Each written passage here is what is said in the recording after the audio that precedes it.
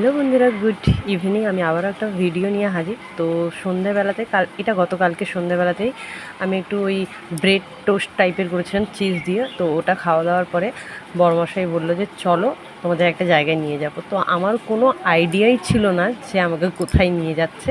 আমি just ready হয়ে বেরিয়ে পড়লাম। এসেই দেখি আমাদেরকে একটা মেলাতে নিয়ে এসছে, আর মেলাটা হচ্ছে কেশিয়ারিতে। আমার আমার মানে আমি জানতামই না যে কেশিয়ারিতে মেলা হচ্ছে। তো গিয়ে তো আমি অবাক। দেখো কত ধরনের কৃষ্ণের কত